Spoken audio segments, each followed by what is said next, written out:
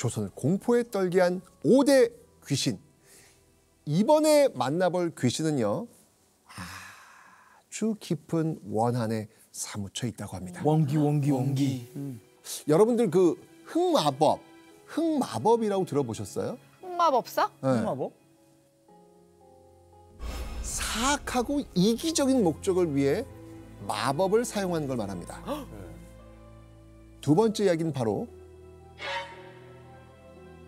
조선판 흑마법에 관한 이야기입니다.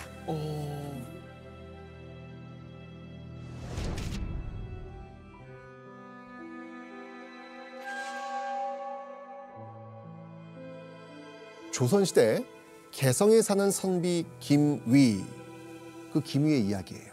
이 김위에게는요, 귀여운 외동아들이 있었습니다. 아직 어린 나이였지만 아들은요, 무척이나 총명하고 영특해서요, 눈에 넣어도 안 아플 것 같았죠.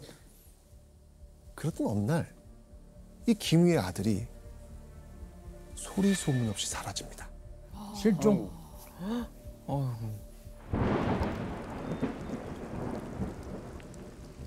김위는 사랑하는 아들을 찾기 위해 온 동네를 뒤지고 다녔죠.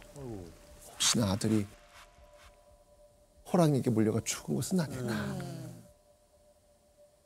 밤낮으로 막 산을 오르며 찾아다녔지만 결국 아들의 그 작은 흔적조차 찾을 수 없었습니다.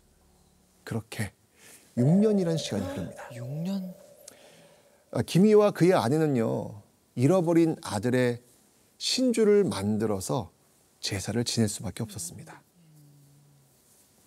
그러던 어느 날 이보시게, 자네 아이가 살아있는 것 같네. 이웃에 사는 사람이 황해도 재령군에서 김희의 아이를 보았다면서 다급히 찾아온 거예요. 우와. 오, 6년이 지났는데요? 그런데 개성에서 재령군까지는요, 무려 한 95km 가량이나 떨어진 거리입니다. 어머나. 아이가 혼자 가기에는 너무나 먼 거리거든요. 네. 게다가 아이는 재령군에 위치한 그 장수산의 굴 속에서 발견이 돼요. 굴 속에서. 굴 속에? 깜짝 놀란 김희가 곧장 아이가 발견됐다는 황해도 재령으로 향하죠. 6년 만에 마주한 아들. 그런데 아들은 놀랄 만큼 수척해 있었습니다. 아이고야. 영특했던 모습은 온데간데 없고요. 어딘가 멍하고 혼이 나간 것처럼 보였어요. 그리고 김희는 아들의 입에서 놀라운 이야기를 듣게 됩니다. 사건이 벌어진 6년 전 그날 아들이 사라진 이유, 예. 바로 정체불명의 남자에게 유괴당했기 때문이라는 거예요. 진짜. 아들을 유괴한 남자는요, 사람의 발길이 전혀 닿지 않는 어느 캄캄한 그 바위굴 속에 아이를 밀어넣습니다. 그리고는 아이가 죽지 않을 만큼만 아주 조금씩 바위굴 속으로 식량을 넣어줬죠. 왜 그랬을까요? 납치하고 나서 뭔가 뭐 말도 없고 왜 그런 거예요? 그리고 계속 밥을 이렇게 먹여주고 어쨌든 키운 느낌이잖아요. 뭔가 가둬놓고. 그죠. 그게 왜 그런 건지. 자, 그 이유를 추측해 볼 수 있는 기록이 있습니다. 우리나라에는 연매라는 괴이한 짓이 있는데 이는 나쁜 행동을 하는 자가 처음 만들어낸 것이다. 자, 이 기록은요, 조선 후기 실학자 이익이 쓴 성호 사설에 담긴 내용입니다. 연매. 연매라고. 연매? 그러니까 연매는 사람을 죽이거나 병에 걸리게 하기 위해서 귀신을 이용하는 저주법입니다. 성호 사설에는요, 이 연매의 방법에 관해서 굉장히 자세히 기록되어 있습니다. 그 연매 어떻게 하는지 한번 들어보십시오. 네. 자, 우선 아이를 유괴한 다음에 비밀스러운 곳에 가두고요, 죽지 않을 만큼만 음식을 주고요, 겨우겨우 이 목숨줄이 붙어 있게 만들어요. 결국 아이가 그 말라 죽기 직전이 되면 대나무통 깊숙이 좋은 음식을 넣어가지고 아이 앞에 놓는다고 해요. 그러면 음식에 대한 일념만으로 그 좁은 대나무통 속으로 발버둥 치면서 들어가려고 한답니다. 자, 그리고 이 아이가 대나무통 속 음식에 모든 정신이 팔린 순간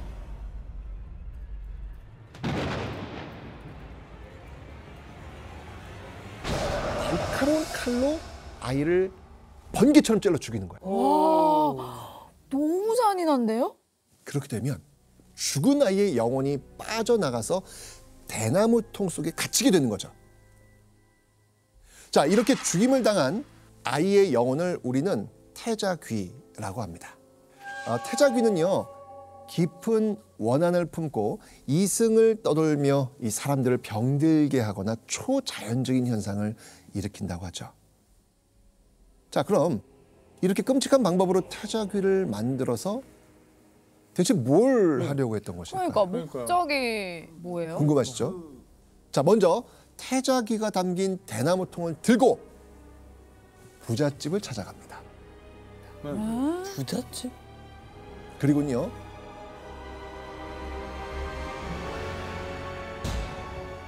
통을 열어서 좋은 음식이 있는 부잣집에 태자귀가 깃들도록 유인하는 거죠. 와. 태자귀는요, 그 부잣집에 머물면서 사람들의 머리와 배를 아프게 하는 겁니다. 그렇게 사람들이 원인 모를 병에 걸리고 나면 태자귀를 만든 그 사람은 다시 그 집을 찾아가요.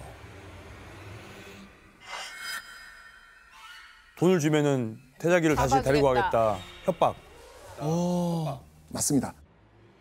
그리고는 다시 태자귀를 그 대나무 통 속으로 유인해서 봉인을 시키는 거예요.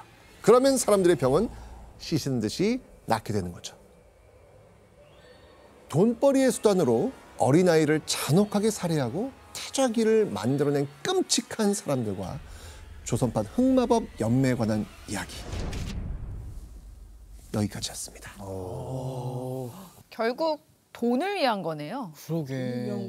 실제로 많이 썼을 것 같아요. 어. 어떤 진짜 돈벌이 수단으로. 그래서 태조 이성계와 태종, 세조 등 이 조선의 왕들도요, 엄한 처벌을 할 정도로 금지된 술법.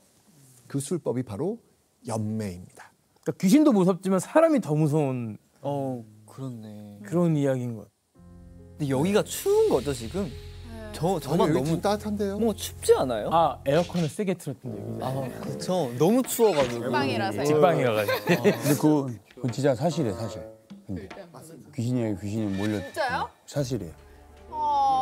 자, 귀신 이야기를 하는 도중에 갑자기 소름이 돋거나 서늘한 느낌이 드는 건 귀신들이 모였기 때문이라는 괴담이 있습니다.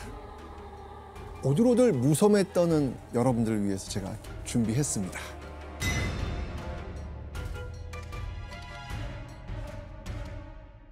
첫 번째 이겁니다. 소금.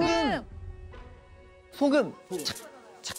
자, 우리 조상들은요, 소금이 액을 물리치고 장소를 정화하는 힘이 있다고 믿었죠. 그리고 부패를 방지하고 오랫동안 신선함을 유지하게 만드는 성질을 지니고 있습니다. 그러니까 이런 성질 때문에 소금에 부정한 것을 물리치는 힘이 있다라고 믿은 거예요. 뭐 장례식장 갔다 올 때 맞아요. 뭐 문 앞에서 이렇게 하면 뭐 뿌린다든지 막 그런 미신. 네, 그게 상문이라고 해서 이제 장례식장에서 이제 귀신이 붙어온다고 믿었습니다. 맞아요, 맞아요. 네, 그래서 보통 이제 장례식장을 다녀오면 화장실이나 이렇게 맞아. 문 밖에서 이렇게 소금을 뿌리고 부정한 것이 나에게 붙지 않게 그렇게 합니다. 자, 두 번째는요. 우리는 뭐 지금도 동짓날이 되면 팥죽 쏘 먹잖아요. 네.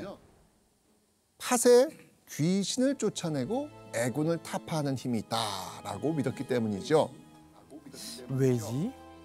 귀신은요, 붉은색을 굉장히 싫어합니다. 진짜. 네. 그래서 네. 그 새 집에 들어갈 때 팥 뿌리거나 그 입구에 팥 단지를 둔다라는 거를 들었거든요.